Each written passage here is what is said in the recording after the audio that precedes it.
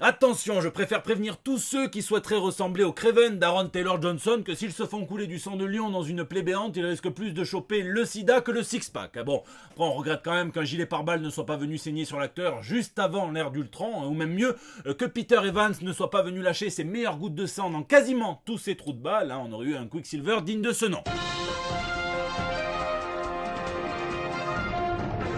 Ici votre fidèle commis des comics, vous êtes dans l'émission qui fait le tour de l'actu de l'industrie du comic book et de tous ses dérivés, c'est le 404e JT Comics et on dira ce qu'on veut mais les Américains font toujours mieux que les Français. Quand un président français est en galère, il a toujours tendance à sortir l'islam pour éviter qu'on regarde trop la lune. Aux États-Unis, Donald Trump met son inculpation sur le dos des mutants. Quoi que ça veuille dire, surtout que la seule X-Woman qu'il a vraiment côtoyée dans sa vie, c'est Stormy Daniels, et croyez-moi, c'est certainement pas Ororo. Bon, mais mutons maintenant plutôt vers les news de la semaine.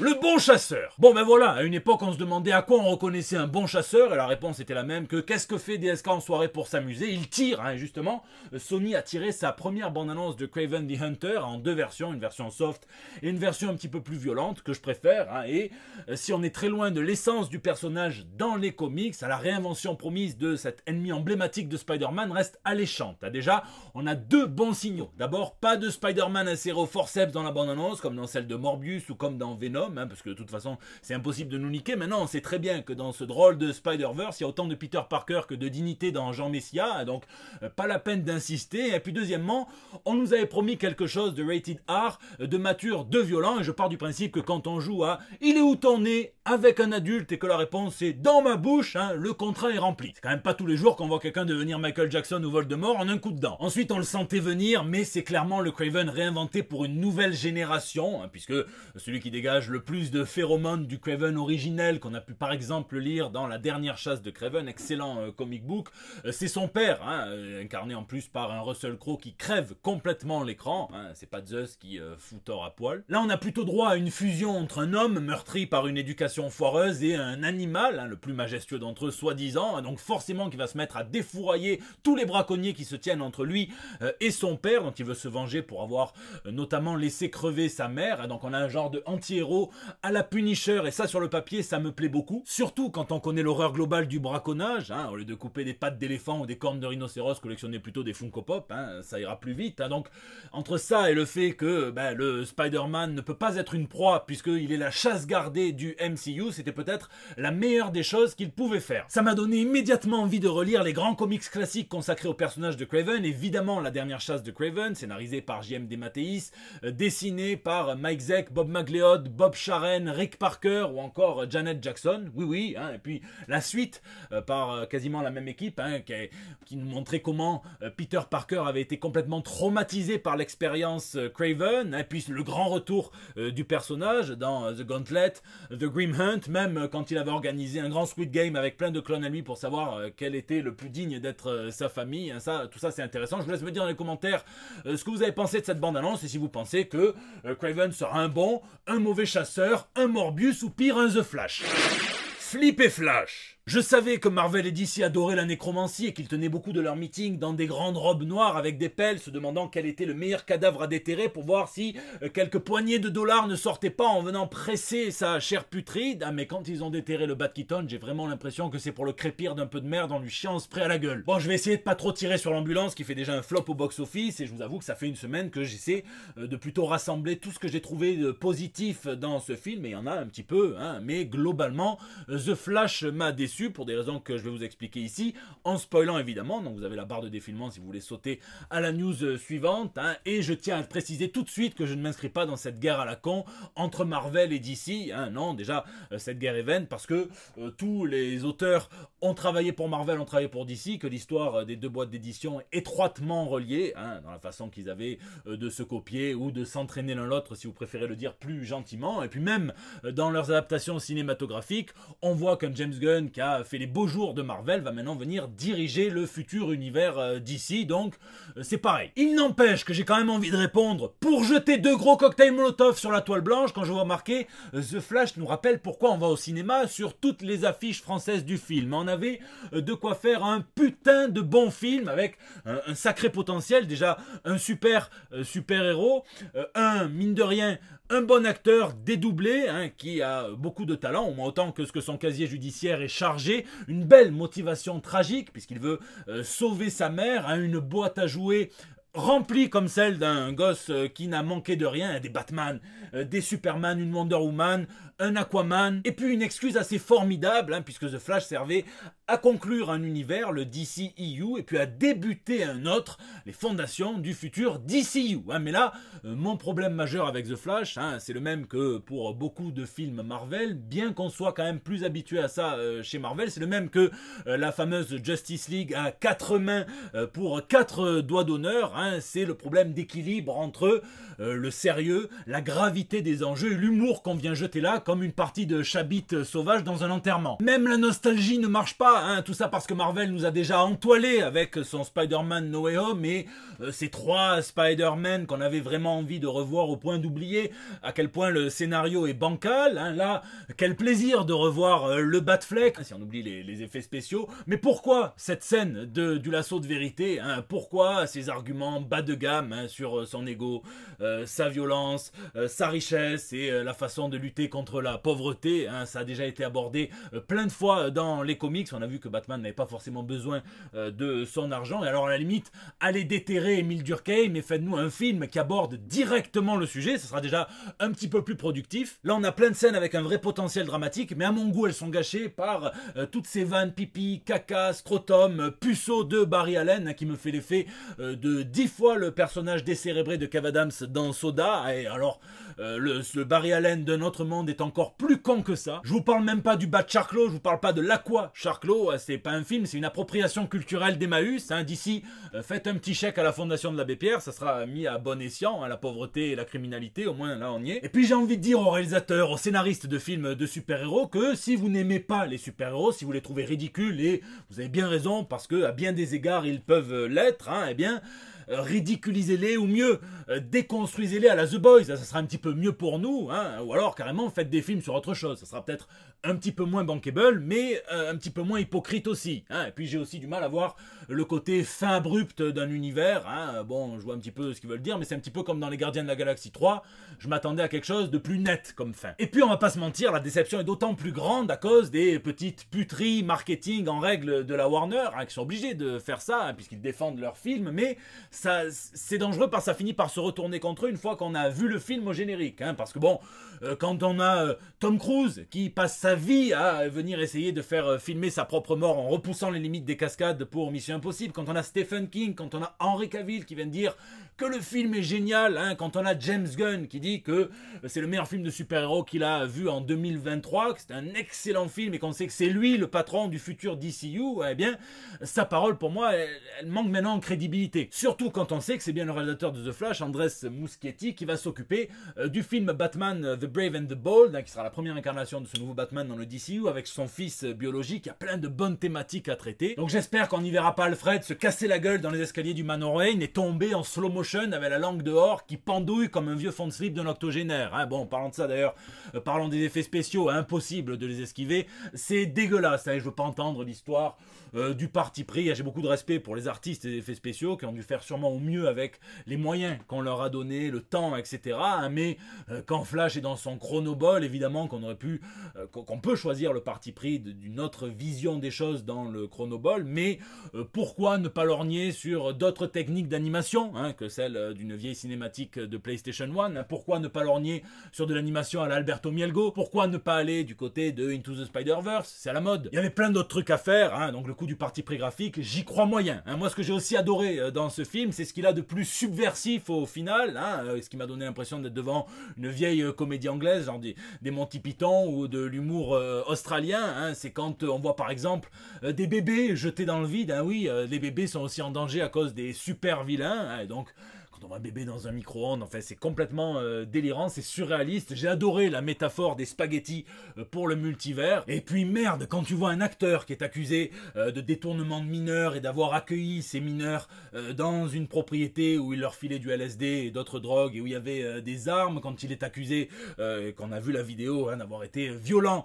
et d'avoir étranglé une fan, hein, de le voir se demander s'il doit frapper ou droguer sa version de lui dans notre monde, je trouve ça complètement surréaliste aussi, qu'on vienne plus me parler de cancel culture. J'ai aussi adoré le parcours vers l'héroïsme de Flash, de Barry Allen, qui passe par un gros échec dans Man of Steel, et ça c'est intéressant je trouve à voir, les petites origines du débilo Barry qui rappellent celles de Wally West. Bref, je pense qu'on aurait pu avoir un grand film s'il avait été traité avec un petit peu plus de subtilité, avec un petit peu plus de noirceur, qui est propice à ce genre d'intrigue. En tout cas, malheureusement, je suis pas sûr que ça ait donné envie à des gens qui n'ont jamais ouvert un comic book de franchir la porte des librairies et de prendre du Flash, alors qu'il y a des très très bons récits, notamment ceux de Mark Waid. Bon, certains m'ont dit que oui, donc tant mieux. Moi, ce que ça m'a donné surtout envie, c'est de défoncer un gros plat de pâtes et de voir le film Batgirl, qu'ils ont apparemment jugé encore plus mauvais que The Flash pour l'annuler complètement, alors qu'il a coûté près de 100 millions de dollars. Surtout qu'à chaque nouvelle image qui fuite un petit peu sur la toile, j'ai vraiment l'impression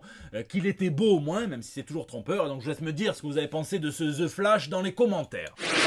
Gargouilles et zombies. Et puis pour rester sur des héros que l'on déterre et qui ont mauvaise mine, sauf que là c'est directement dans le concept, c'est le grand retour de Marvel Zombies. C'est aussi le retour du scénariste Garth Ennis chez Marvel. Il revient que très sporadiquement, donc on en profite. C'est à l'occasion d'une anthologie Marvel Zombies, Black, White and Blood, donc blanc, noir et rouge. Ils auraient pu un petit peu ajouter la couleur verdâtre, c'est une couche de couleur très propice au genre, un petit peu comme si tu faisais un comic sur une maison de retraite, où là c'est plutôt la couleur d'une couche, et c'est aussi propice au genre. Ennis fera équipe avec l'artiste Rachel Stott et viendra raconter une histoire sur le zombie Matt Murdock. Après le run de Captain Marvel de Kelly Thompson, c'est Alyssa Wong et Jan Bazaldua qui viennent reprendre le personnage et mettre Carol Danvers face à une entité omniverselle qui est persuadée qu'il n'y a que cette Captain Marvel de la Terre 616 qui peut se mettre en travers de son chemin, et donc le costume a été designé, une version un petit peu modifiée de ce qu'a fait Jen Bartel pour le gala des damnés, donc un truc un petit peu classe. Et en parlant justement du grand gala des damnés, sachez que son organisatrice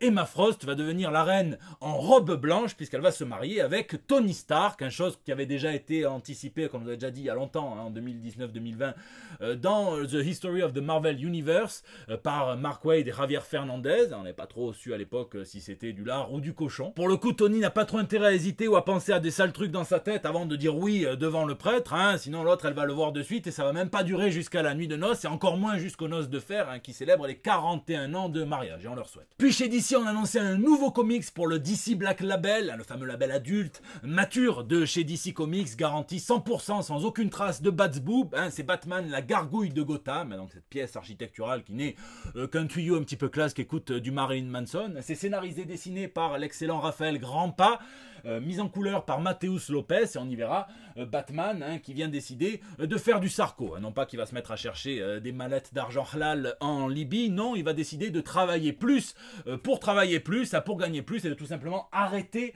d'être Bruce Wayne pour n'être que Batman. Il va enquêter sur un serial killer, découvrir une toute nouvelle galerie d'antagonistes à Gotham City qui vont l'obliger, de par leur cruauté, à regarder, à contempler la noirceur qu'il a dans son propre cœur. Il va mieux apprendre à se connaître en tant que Batman, puisqu'apparemment c'est pas tant le cas. Il me tarde vraiment de lire ça à la rentrée. Et d'ailleurs en parlant de noirceur, parlons de la réaction au documentaire, ce que Disney Plus appelle un documentaire, ce que d'autres appellent un infomercial ou un documercial, tant il est un petit peu biaisé et tant il fait la pub de Stan Lee sur Disney+.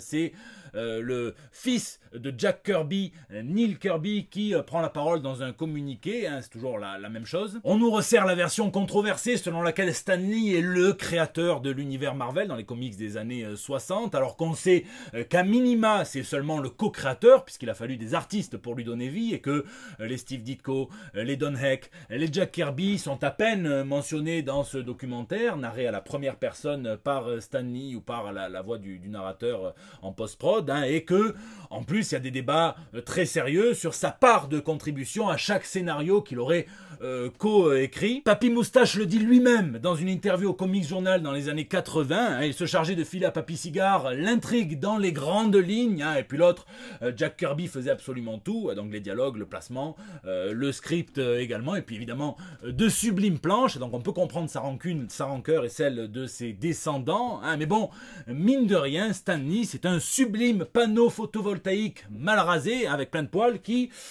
prenait bien la lumière et mine de rien a servi à a contribué à l'essor du médium. Hein. Ben, bon, c'est le bon Basile Begri qui résume ça très très bien, qui est traducteur, qui a été directeur de collection et qui dit « La seule chose que Stan Lee a écrit dans sa vie, c'est sa légende. » Et peut-être que ça a été un mal nécessaire, même si évidemment plus de justice aurait été souhaitable, hein, surtout quand on écrit des histoires de super-héros, n'est-ce pas Bob Kane. Et je vous conseille d'ailleurs, si vous la trouvez, l'excellente biographie en 2 parties de Jack Kirby par Jean Despelé, chez les bonnes éditions marseillaises de Néophélis, et je salue Fred au passage. Et parlons pour terminer hein, de G.I. Joe qui devient Transformers. Et avant que tous les réacs se mettent à crier au complot LGBTQIA+, non, c'est juste que les 2 univers seront désormais partagés dans un univers qui s'appelle Energon, qui est chez Skybound, donc l'empire de Robert Kirkman chez Image Comics. Mais en même temps, quand une Twingo vert pomme arrive à se transformer en un robot de 6 mètres qui est gaulé comme Arnold Schwarzenegger de la grande époque, tu viendras pas me faire croire qu'il n'y a pas un petit peu de transidentité là-dedans quand même. On a appris que Daniel Warren Johnson écrirait la série Transformers, il a assuré qu'il y aurait des souplexes, forcément. Hein. On a appris aussi que Joshua Williamson allait écrire plusieurs petits one-shots dans l'univers de G.I. Joe et que Larry Hama, qui est un scénariste iconique de la franchise, qui en a écrit 300 numéros avant que IDW cède la licence se fasse racheter par justement Skybound, eh bien, reviendrait pour un numéro qui reprendrait exactement au 301e. Donc ça, c'est quand même plutôt bien pour les fans. Puis on termine avec une série qu'il va falloir surveiller de près. Hein. Ça s'appelle Hexagon Bridge par Richard Blake. C'est chez Image Comics. Il y aura 5 chapitres et ça raconte comment des explorateurs vont être dans une dimension parallèle où les paysages, comme l'architecture, évoluent. Hein, voilà, hein, c'est magnifique. En tout cas, ça promet d'être comme quand Craven rencontre un braconnier, un gros coup de piège à ours dans la rétine. Lisez cette semaine, hein, c'est une semaine particulière pour moi puisque sort ma 2e traduction chez Urban Comics, hein, c'est Do a Powerbomb de Daniel Warren Johnson au scénario, au dessin. La couleur est signée Mike Spicer et c'est une formidable histoire fantastique hein, qui se sert du catch pour raconter hein, quelque chose d'assez surréaliste qui parle avant tout d'amour, de famille, comme beaucoup de récits de Daniel Warren Johnson d'ailleurs. Hein, c'est une histoire qui ne se réserve vraiment pas hein, pour un lectorat amateur de catch, hein, pour des connaisseurs, des experts, puisque vous verrez qu'il y a beaucoup d'éléments fantastiques. Mais c'est quand même un ouvrage qui rend hommage à toutes les facettes de ce sport, hein, qui mérite d'être tout à fait pris au sérieux. Donc voilà, je me tarde d'avoir vos retours. Moi j'ai traduit en tout cas en pensant aux néophytes, hein, j'ai traduit des termes que n'auraient pas spécialement traduit des fans de catch parce qu'ils les connaissent par cœur, mais moi j'ai pensé qu'il fallait les traduire simplement pour embarquer tout le monde. C'est d'ailleurs un des buts de Daniel Warren Johnson, il le dit dans sa préface ou sa postface, je sais plus, et c'est dit aussi dans le courrier des lecteurs. Hein. J'ai adoré l'expérience, il me tarde de recommencer sur du Batman, pourquoi pas. Hein. Bon, en attendant, j'ai aussi recommencé la série Succession à la saison 1. Hein. Il me tarde vraiment d'arriver hein, à la saison 4 et de voir le grand dénouement de cette série qui est un vrai choc. Regardez Succession vraiment, et encore un grand merci à Rebeu des Bois Chronicles, puisque c'est grâce à lui que j'ai cliqué sur l'épisode pilote. Hein. N'hésitez pas à me dire ce que vous lisez ou geekez dans les commentaires, puisque c'est la fin de ce JT Comics. J'espère qu'il vous a plu. Merci d'être toujours aussi nombreux à le regarder, à laisser vos pouces bleus, hein, à partager sur Facebook, à tweeter, à retweeter, à m'incorporer dans vos stories Instagram, à réagir dans les commentaires sur YouTube où je lis chacun d'entre vous et j'essaie de répondre au plus grand nombre. Hein. N'hésitez pas à réagir aussi sur les réseaux sociaux, c'est là que vous me laissez vos petits messages pour El Bando del Pueblo, votre espace de liberté depuis 8 ans bientôt. Hein. Je vous fais de gros bisous, je vous donne rendez-vous la semaine prochaine pour des nouvelles toutes fraîches. Pendant que Chris Hemsworth veut que le Thor du MCU reste imprévisible, et pour ça il suffirait de nous faire une bonne adaptation du personnage dans les comics, et bien Tom Holland lui continue d'être très timide et de se demander s'il ne devrait peut-être pas se retirer de la franchise Spider-Man avant le 4e opus, hein, prouvant qu'il a autant envie de le faire que de s'asseoir sur les 4 tentacules du Doc Ock en même temps.